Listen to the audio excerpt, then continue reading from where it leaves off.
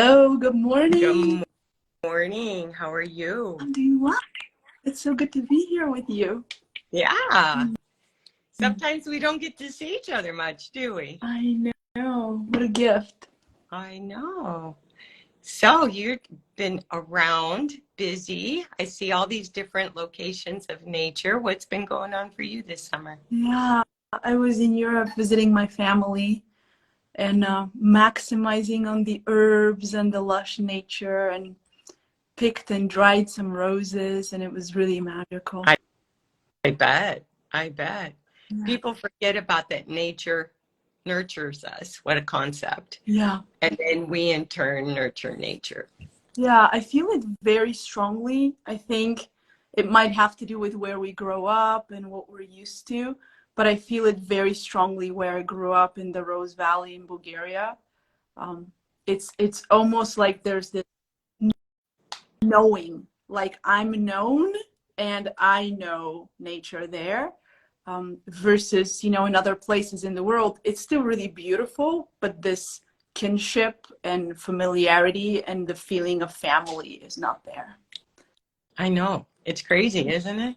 Yeah. Because it just like, the dog that'll go, you know, 5 states to find its owner a year later or some, you hear these unique things, but we still, when we slow down and connect to nature, we find those internal rhythms that are your latitude and your longitude. That is in our DNA. I believe it is. Yeah. Thank you. Thank you. And how has your summer been so far? Hectic so far. Yeah. Very hectic. Like when a book comes out, you have to do a bunch of things and tell people about it. I think it's logistics, getting the publisher to send the book to the right address so that I have a book, because Amazon gets their books before Lois Oh, does. I'm like, yeah. oh, just one little technical difficulty there. Yeah. But, Yeah. if you don't take it all too serious, even though in the moment it doesn't feel all that wonderful, doing that and then being with family and all the fun stuff of that. Well, congratulations on the book. It was really cool for me to come home from Europe and be able to hold it in my hands. Yeah, I know because you've written books and, yours is in depth, I would say, where mine is a smaller book for somebody to read to say, I like this big picture. I'm willing to look at the different avenues of health and wellness, and with the mindset of it's a game. You play a game to enjoy it, to build connections, to interact with other people and strengthen your body, right? We all have different sequence of importance to us, why we do something. But when you add that to health, I think people look at it different than I'm sick or I'm not sick, or why don't I feel good? I'm broken. And no one's broken. Yeah, and I think this is such a beautiful reminder because both for you and for me, and I think there's some overlap between the people that we support. By the time people get to you, I'll usually tell people when I refer them to you, this is where people go last, where nothing else has helped, where they've tried everything. And so there's a similar way that they come to me as well, where what I do isn't the first thing they try. Maybe it's been 20, 30, 40 years. And there's this sense of urgency. It's like there's an urgency. You can hear it in the words and you can sense it in the system. And I for sure, when I met you 10 years ago, had that feeling of something's wrong, but I don't know what's wrong. But my system didn't have urgency. I was more in the collapse of I don't know what's wrong and I've just given up.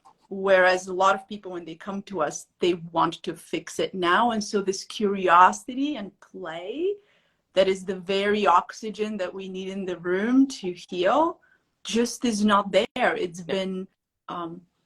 like it was a finite resource, and at some point people just ran out of it. And so you bringing that back, and even with the title of winning at the game of health, it's like, oh, what? I can win, and this is a game. It's beautiful. That was my intention, is to mix it up, just to have that curiosity, because, as we know, with any type of athletic endeavor, it's up to you. You have to put the time and effort. If somebody says, well, I can't do something 5 minutes 4 times a day, I said, then clearly, the game of health is not something you want to participate in at this time. 2 years from now, they could be different. But today they have to have enough time and energy to do something, and everybody's got to make those choices for themselves. Yeah. And I feel like when there's the feeling of there's something wrong, there's the sense of I don't have, including I don't have the space to do what I need to do.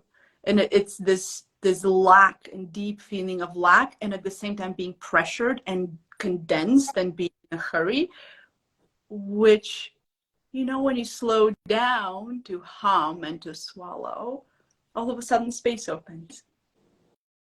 Literally, figuratively, neurologically, biochemically, in all dimension, Yeah. Space opens. Yeah, in every way.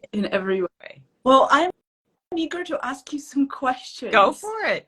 I'm eager to ask you some questions because as I was reading your book and as I've interacted with you throughout the years, and some of the sequences that you teach are also in my latest book, because I believe that it's impossible to be with the kinds of complexity that the nervous system holds without organizing breathing and organizing the cranial nerves. As I was reading, I was almost in my mind having the kinds of questions that my students have and the people that I'm with every day have around breathing, around digestion, around disordered eating patterns. Mm-hmm. And I was curious to pick your brain about it and talk with my people. Pick away. Yeah. So I was thinking in the shower this morning. Perfect place to think, a moment of quiet. Right. In the moment, in my little think pod, I was thinking about digestion and respiration, both being autonomic. However, being very special in that I can connect to my breath in a conscious way. I can choose to extend my exhale, or I can choose to swallow, or I can choose to vocalize. And the same with nutrition. While digestion is autonomic, we have some choice about what to put in our mouths and also how to chew it and how to swallow it and how to take it in. So I was thinking both about respiration and digestion being acts of taking in, being acts of receiving first, and then something happens down the pipe autonomically that we don't have control over. But there's this window of opportunity right in the beginning where we can participate very consciously. And when there's been trauma, which is the kinds of people I work with who have disordered eating patterns, have both developmental and shock, some form of complex trauma, I see both digestion and respiration affected as if we don't have that choice, as if it's just all happening and it's all happening in some way and it's just taking us downstream or upstream, whichever way it's taking us. And there's this sense of a loss of connection, both with digestion and respiration. And I was curious, what do you observe in the relationship between breathing and digestion, and how things might get affected by trauma? Well, that's a very deep question. That's a very deep book. I know. How do we make it concise? That's always the question that my brain goes to first. How do I make this concise? If I'm struggling with eating and struggling with breathing. Right. So here's the sequence. When, from a neurological, physiological viewpoint, which is not a medical viewpoint from a disease or whatever else, it's not that viewpoint. Okay. This is the viewpoint of how do we get an athlete to perform better. Okay. You have to start if X is a limitation, we have to go through everything that comes before it to make sure it can work. Okay, so if we look at digestion, let's say that's 10th gear. Okay. Okay, well, we have to go back and make sure one works, because when one works, it adds energy to two, and two is enhanced because potentiation. So two things come together, they give more voltage. 3 works, 4 works, 5 works. So people say, well, if I have a problem with digestion, why are you starting with smell? I go, because that's the sequence of life. Okay. So if our smell is not interpreted accurately, or we don't smell, we're in a state of neurological distress. So I work with patients just last week. It smells like dirt. So if everything smells like dirt, is there going to be saliva produced? No. Is your body going to willingly chew it? No. Is your throat going to open to receive it? No. Chances are you could aspirate it because you have internal conflict, because you've gotten information from your brain that's not accurate, but it's the experience. Correct. And so now, do you think digestion is going to happen if smell? No. Mm-hmm. So that's why you have to go back to number one. Now, we have a right side of our brain that smells and our left side of our brain. And again, that has to be congruent. And congruent means simultaneously firing accurately and being interpreted by the brain. So if I have any distortion of smell, I'm not going to have digestion. So you're right. You can get there and you can practice on breathing, because we think kind of breathing is separate. It's a different combination. And yes, we do have control over it. But what I find a lot of times is people can't feel themselves breathe, and they're freaked out. And again, it's that part of the brain that's interpreting these signals. So now we trace it through, and they may have had a concussion that was not recognized because we're fine. Yeah. You know, it's the first thing the injured brain says is, I'm fine, because we are weakened at that moment, and then we're vulnerable. And so we declare we're fine to get away because we think we are now going to be victimized, when someone clearly is there to support you and help you. But that's not the response. Right. So now we have a part of our brain that is supposed to interpret smell, and it's not. Yeah. So now everything in your nervous system is misinterpreted. So you're speaking about a kind of a cascade. Yes. Or, the stories that are in your book. It's a cascade of, we can call them reflexes, functions, whatever we call them, that if digestion is really low on the downstream, below smell, below sensing, below sneezing, below swallowing, below all the motor and sensory functions of the cranial nerves that you teach, need to be on board before we can digest, then modulating what you're eating becomes very, very difficult, because you might not have enough electricity to digest your food and assimilate your food.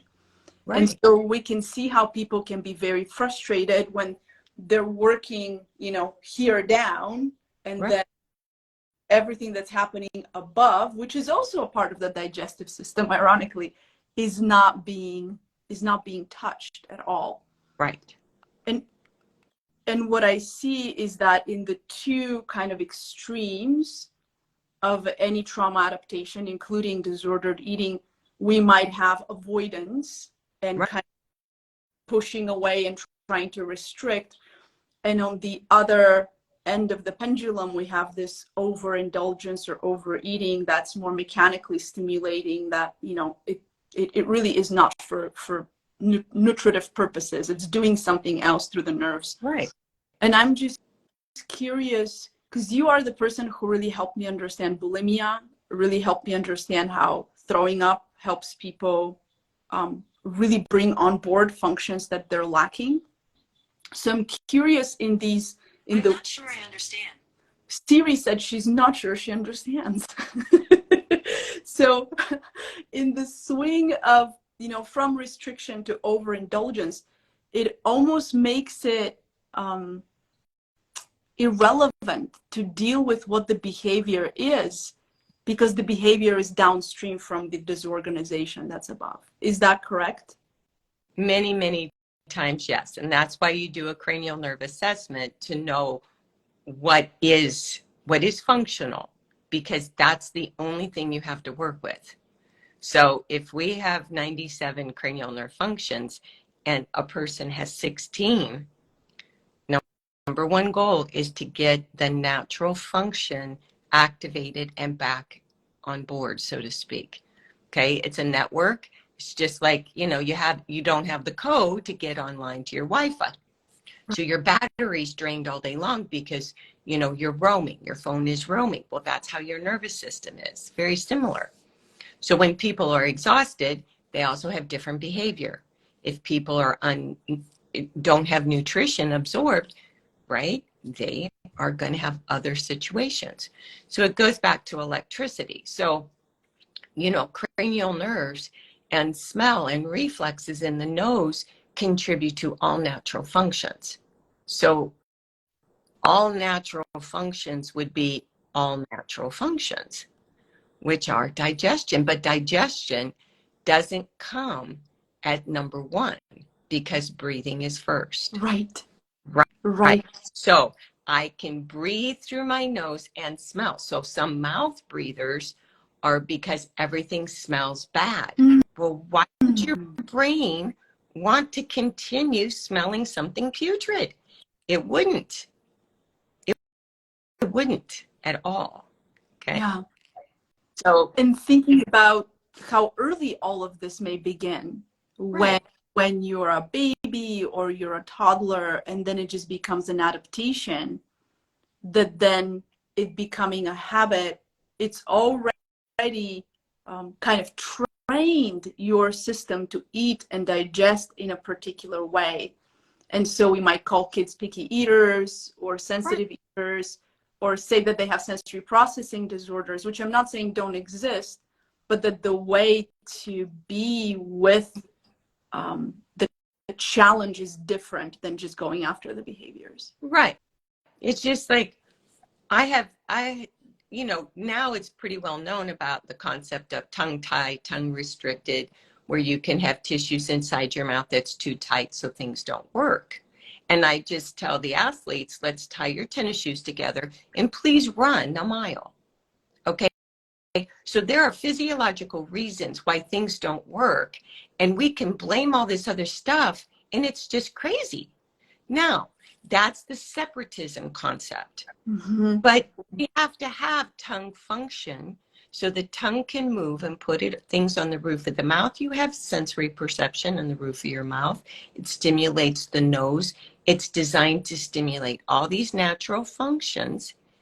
And in a birth process, when you're smushed and compressed, cranial nerves are vulnerable. That's a very vulnerable type. If the cord is around the neck, then sometimes the throat doesn't have a chance to open naturally. We have to stimulate it. So some people work from the outside in. Well, cranial nerves are from the inside out. So we work on those, because think of those as blowing up the balloon in your lungs, blowing up and opening your throat, blowing up and opening what? The back of your nose. All those things, because it's a tube, gets compressed in birth. So we want to open it up. Yeah. So when you talk about the first thing in any natural function is truly the exhale. Mm-hmm. So you have to exhale any fluid as an infant before you can inhale air. And that one sequence, if it isn't functioned, if that is never your function, then you may never ever be able to use the back of your nose naturally. So if you're Right. 5 years old, nothing's going to smell right because the back of your nose has never functioned. And so everyone says, well, you're born this. No, you're not. We may have a blueprint, but it has to be going through. Exhalation has to happen. A sneeze has to happen. Things like that to clear the airway so everything opens and then it can work in a rhythmical situation.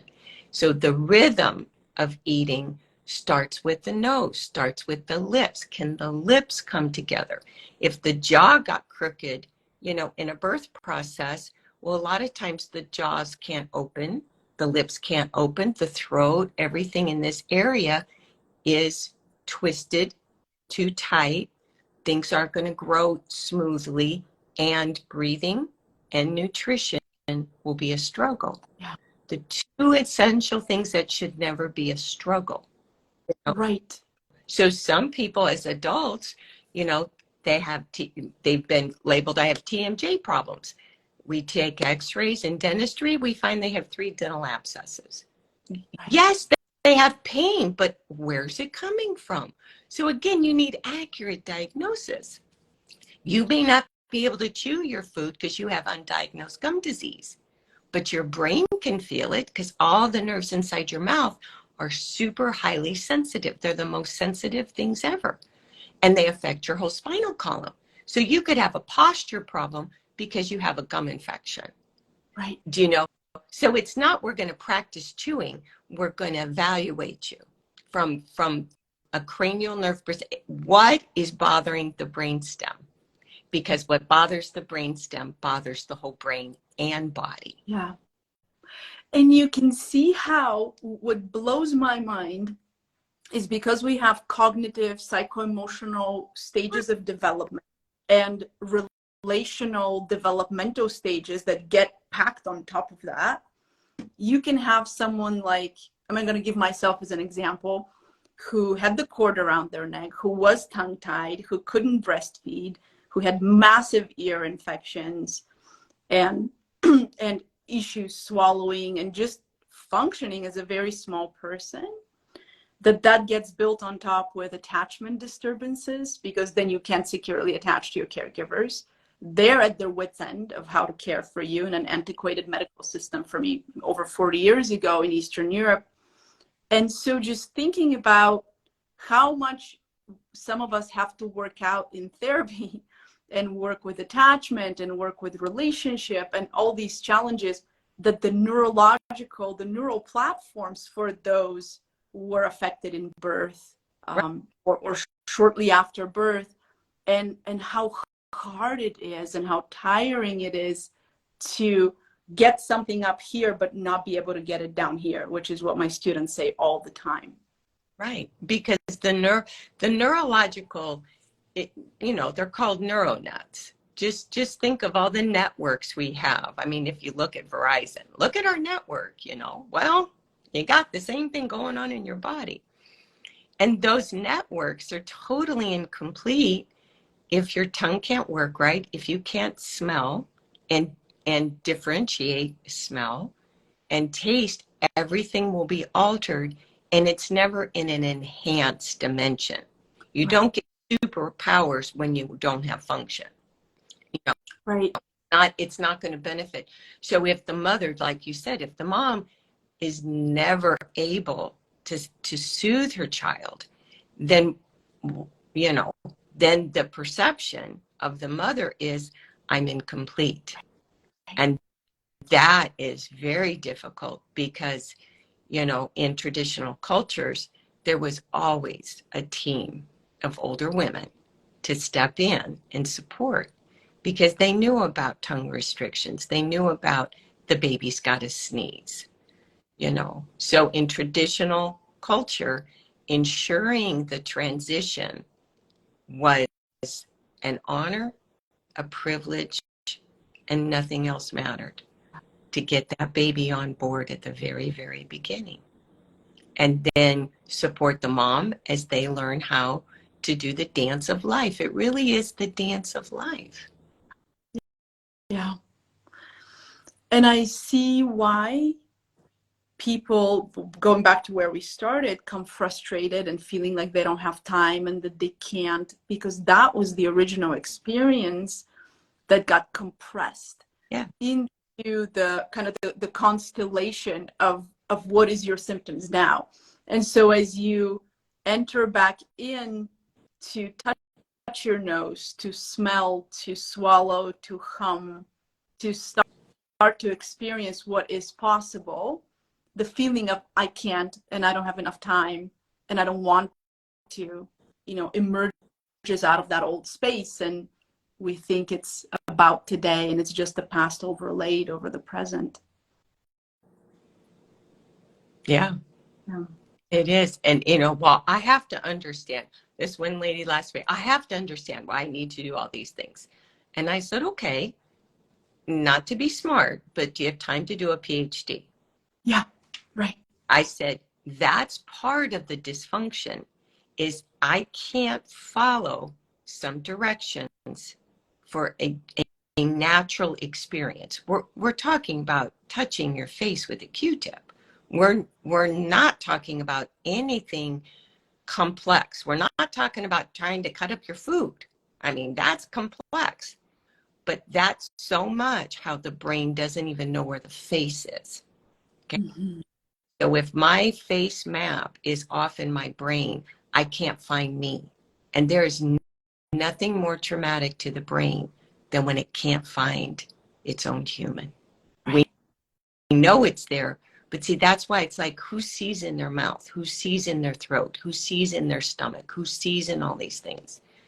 When you can't, if you're living off of your eyes because your other senses are diminished, then my mouth really doesn't exist. Yeah. Yeah. And then if my mouth doesn't exist, all those other natural functions are, minimized.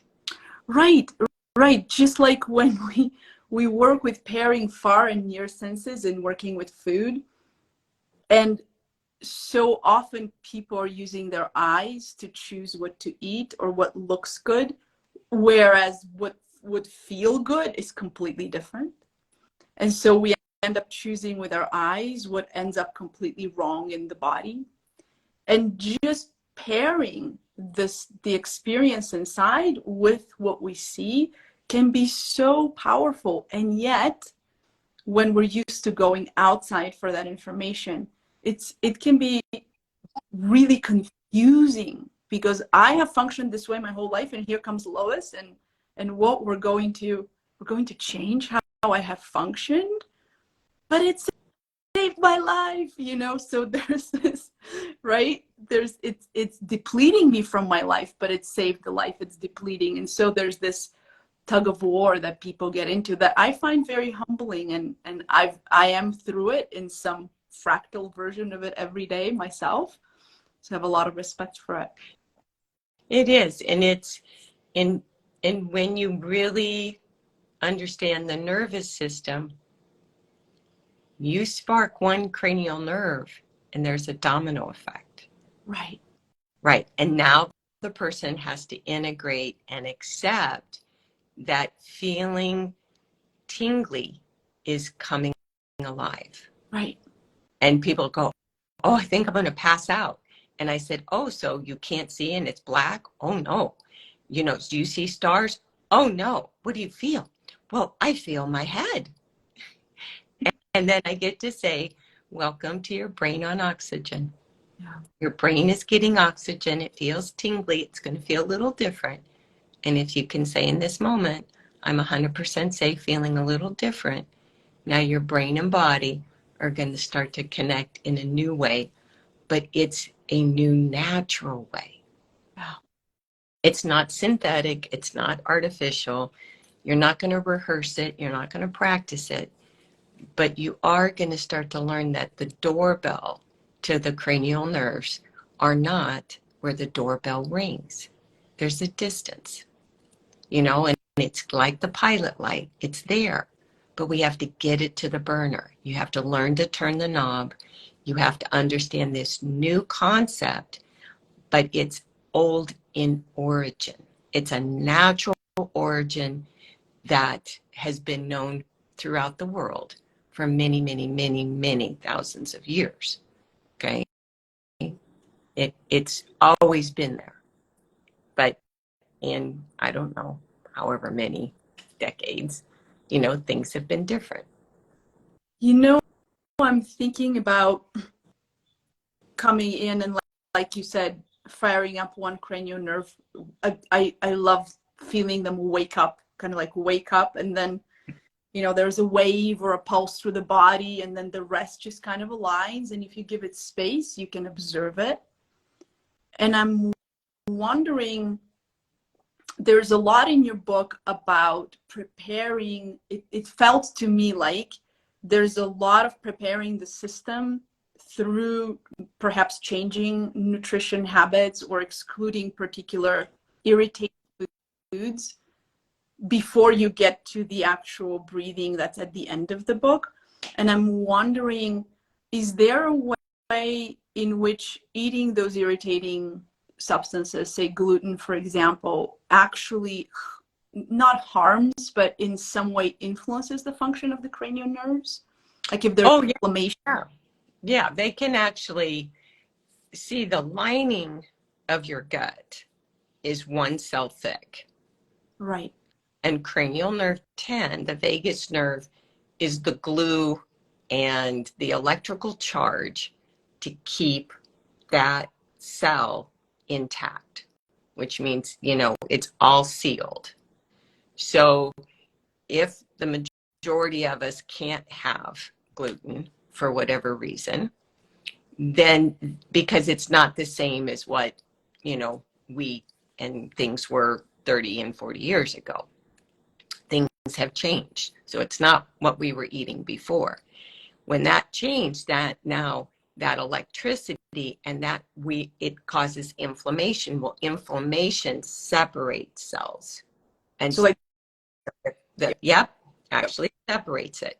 So now we have a little space, and if you have lipopolysaccharides, they can climb out and they cause inflammation in our blood, and they can also go straight to our brain through our vagus nerve. Okay, it's kind of like, they're going to scaffold their way all the way there. So that also in our brain causes some of the misinterpretation. Yeah. And people are like, well, just changing your diet doesn't make the glue come back. We have to have electricity. We have to have healing properties. But the electricity and the healing properties aren't going to take away if you continue to eat things. Like right. People are like, well, I can't give up my alcohol. And I go, well, then you can't play the game. Right. I mean, you want me to change the game of life when I can't. I didn't create the guidelines. We figured out certain things. Are there more? Of course there are. These is a basic overview. And sometimes when you start to do the exercise I put in the book, then what happens is now your brain actually starts to wake up a little bit. And you may have power, you may have energy, your battery starts to recharge, and you say, yes, I want more. Okay, so, where you start, a person can start, but when they say, I've done everything, it's like, no. Yeah. Rarely has anybody done cranial nerve activation for all your cranial nerves. And they can do it in a muscle dimension. That's not what the brain follows. Brain follows the sensory dimension. Right. First, not at all, but first.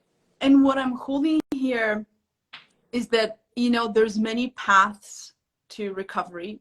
It just so happens that in my particular overlap of the population I work with and the population you work with, there's trauma on board. There's often birth trauma on board. And there's many years of trying to heal disordered eating without significant success. or there's a change of one kind of behavior to another, or one kind of symptom to another. And so then, because going the route of, well, I'm just going to stop restricting because I've been restricting, is the restriction that's harmed me, and I'm just going to eat whatever. Going that route works for a very small percentage of people. Most people actually feel worse, and then they're even more confused. I think holding this perspective of cranial nerve organization and the sequencing of how that affects digestion downstream and eating behaviors downstream, and then bottom up, how poor nutrition affects that upstream function, I think can give people some understanding and some space to know that there's a reason why when they go to, I'm just going to eat whatever, they might not feel as good as the person who wrote the book about it. Right. Who might have a different and a different system that's more robust for whatever reason. Right. Because our brainstem, if our brainstem has perceived, let's just say you threw up one day as a 5-year-old on scrambled eggs. Okay. Your brain has imprinted danger. Okay. So I don't care if you put ketchup on it, if you put bacon in it, whatever, to try to entice a kid to eat. They probably won't eat it. So our intelligence is like, well, eggs aren't going to bother me. This is just fine. You can't override a brainstem that's like, danger, danger, danger. Don't put that in my mouth. So you override the brainstem with your intelligence, and now you feel ill. And now your brain imprints again. And then what happens? Eventually you lose hope. Yeah.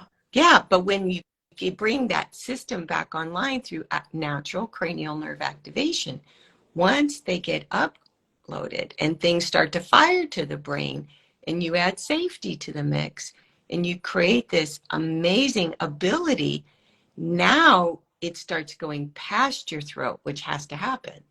All this electricity has got to now create the peristalsis. So you can't go eat what you want until you have the peristalsis to move the food. Okay. And people, this is the most bizarre thing I have ever, I have never understood. I'll just say it that way. I've never understood. While when anybody wants to refeed, they use thick things, like oatmeal or, those kind of things, instead of the chewing produces saliva. And then that saliva helps break down the food and stimulate the natural situation. And people don't realize how big their bites are is insane. Like, if the biomechanics of chewing are so different, and a lot of people don't want to give up their huge fork. I'm like, your teeth are like this big. Let's get food about that size, put it in there, and get those little chewers to chew, and create, be in harmony with what's in your mouth. But again, that would require you have to look at your mouth to get to know your mouth. Practice wiggling your tongue. Very simple things, but they're hard if the cranial nerves aren't smoothly organized or efficiently organized.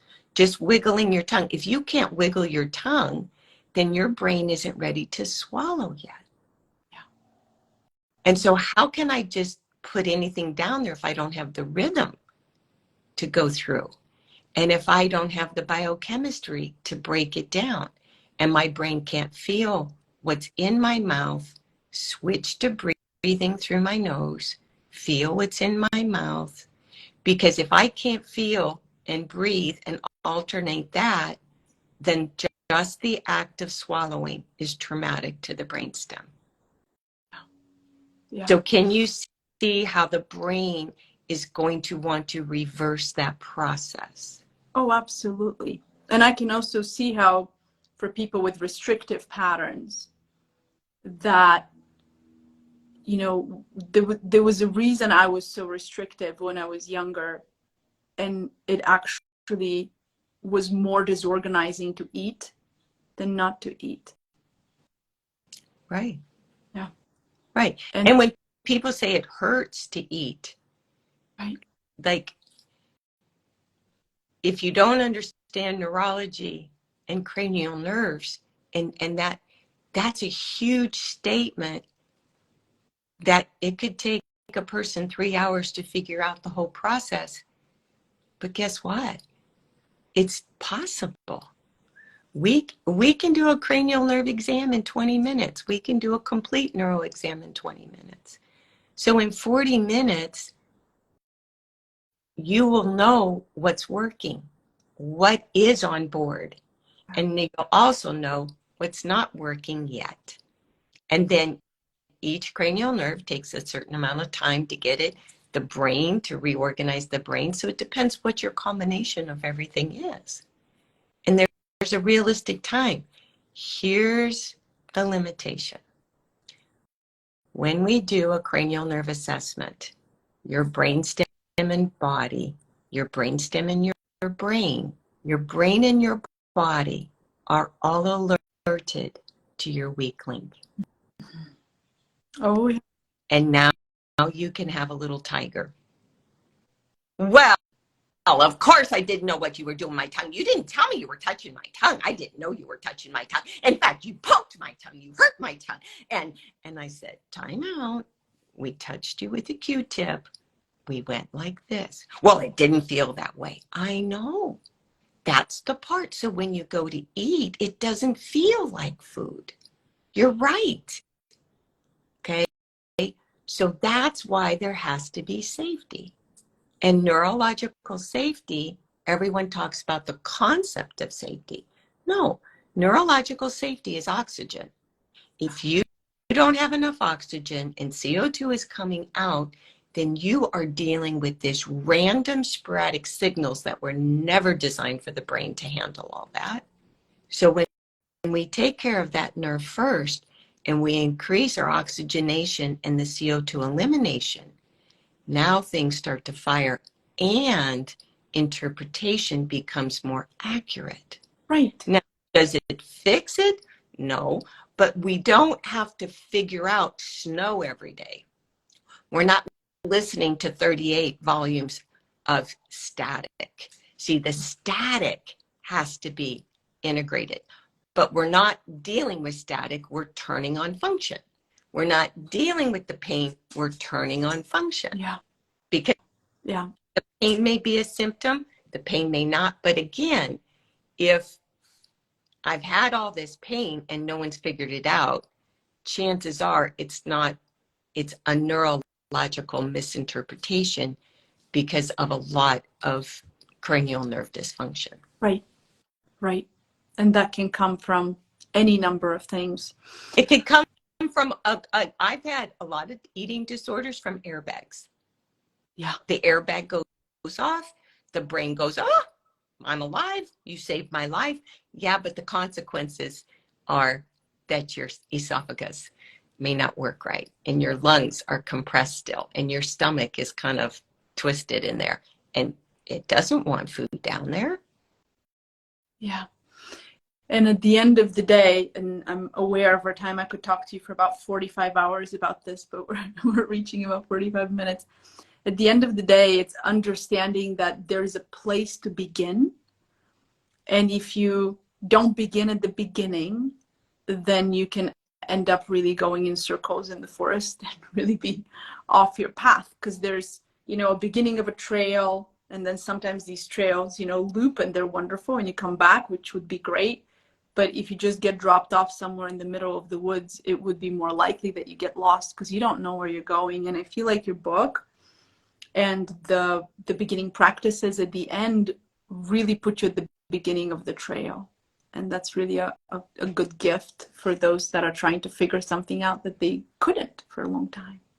Yeah, just doing that are things that you don't need some, tools besides your own body. Right.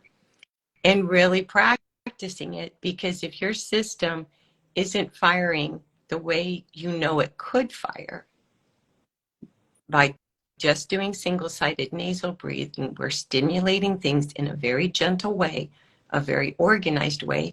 Do it 10 times a day. Yeah. Yeah. Okay. My eyes are going to the edge of my desk. Okay. And there are two nasal inhalers, little oil right here. And I think 2 nasal inhalers is probably the minimum that I find around myself at any given time, because I'm so used to coming to single nasal breathing several times a day as I settle between working with my students, as I come back from a walk, and I live at altitude. So there's always this kind of, oh, I came back from a walk and my breathing hasn't come down yet. But how easy it is what I want to bring up here, is how easy it is to start to do what's in the book, single nasal breathing, movements of the tongue, humming, and really slowing it down to the steps that you have taken people through. That really it's a step, one step and the next step and the next step, that it's not like, here's the exercise and let's do the thing, that there's steps, and you're really slowing down and you're making space between the steps so that your brain can integrate and catch up with the change as it remembers its natural function. Right. And again, it's like the pilot light.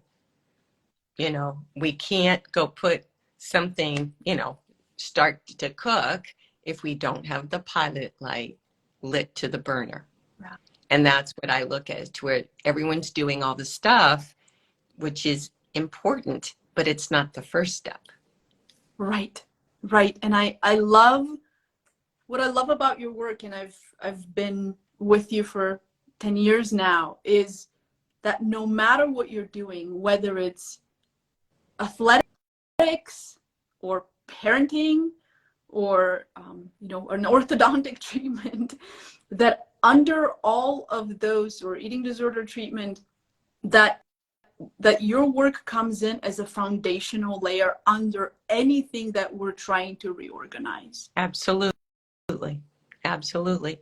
And the power that the cranial nerves provide is 100 million billion signals per millisecond.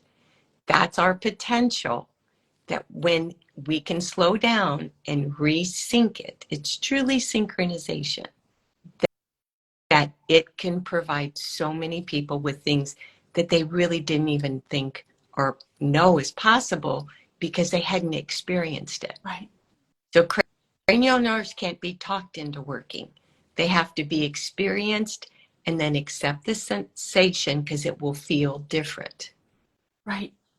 But it's a natural stepping toward, and it's not in the process what you did was wrong. Of course, however you were breathing, however your digestion was it could only work with the building blocks it had. Right. Cranial nerve gives you the infrastructure. That, you know, the same infrastructure is what turns, you know, the walnut seed into a walnut tree. Yeah. We just don't see our network of nerves on the inside of our body. Yeah. It's beautiful to be reminded of that blueprint that keeps growing us from the inside, if we give it the space to do so. Thank you, Lois. I appreciate you so much. Welcome. Thank you. Eduardo below posted, hi Eduardo, restoringbreathing.com to check more about your work and the book. The book is on Amazon. Yeah. Where it's on Amazon. It looks like this. Yeah, winning at the game of health. It looks like you. It does. Look, my hair, it was a year ago picture, so a little different hairstyle, but it's still me. It's still you, easy to recognize. It's like, hey, here's Lois. And I have just the utmost gratitude and just deep love for your work. I've witnessed so many lives, including my own, change completely so that we can become who we are with your care and with your help. And so wishing your book the best of success. Thank you. I will be sharing this in my newsletter. I'll be sharing it on my website. I'll be sharing it on YouTube. So I hope that it reaches all the people that are ready for you. Exactly. When you're ready, we are too. Yeah. Much love, Lois. Thank you. Thank you.